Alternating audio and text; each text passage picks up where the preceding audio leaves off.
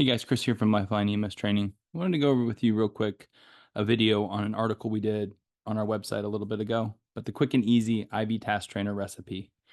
We'll put all the links to the content. You can get it wherever you want, but we'll put quick links in the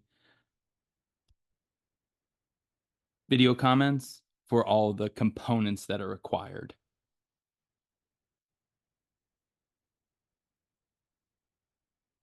So here's the stuff. You need silicone. You need about a 2.5 quart bucket. You need a stir stick. You need latex IV tubing. There's different sizes. And look for the internal diameter. There's different thicknesses as well. Bunch of different options. Very cheap. If you want a really dense wall vessel for them to practice on with a bigger internal lumen, you can do that. They also make smaller, thinner walls for like pediatric veins. Gloves, pigment or silicone pigment, or Sil-Pig is what it's commonly called. Pair of trauma shears, and then some non-stick trays. These are the only ones I could get at the time. I would recommend not getting ones that have this rim around here. If you can get one that's completely flat, that's awesome.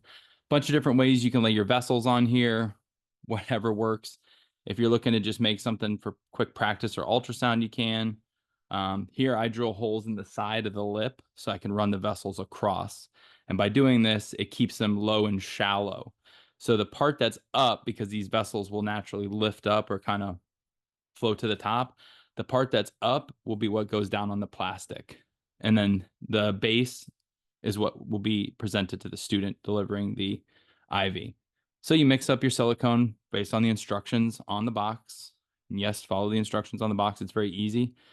Put in as much pigment as you want and practice this depending on how dense of that pigment you want. You can make it very simple. You can make it very, very thick and almost impossible to see through.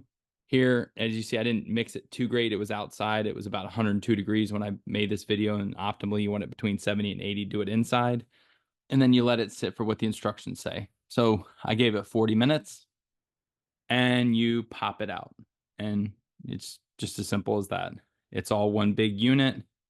And then when you pull that unit out and place it down, and if you notice here, like I was telling you, that's the lip over here on the side. If you can find one without that, don't. Here's where I pre-scored it, and then you cut it. And then you cut these off as much as you want. So a lot of times you can take these, just put them on the table and have students practice with it just as a static disposable trainer. The other nicety to this is, because it's silicone and almost self-seals, you can take the tube, the vessel out and put a new one back in if you want. I use plastic for sale signs so that they can't penetrate that very easily with the needle. So it kind of creates that stopping point, and then you just make a circumferential wrap for the arm. Here's an example of putting a stocking around it to kind of help increase the fidelity. But as you see, you can easily do whatever you want with these. You can change the pigment, change the density. I use the same recipe minus the vessels and make it a lot thinner for the Crike trainers. And I'll put a link to the download for the 3D print of the Crike trainer model we use.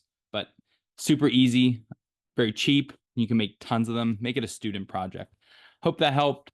As always, if you have any questions, hit us up at info@lifelineemstraining.com, and we hope you have a great day.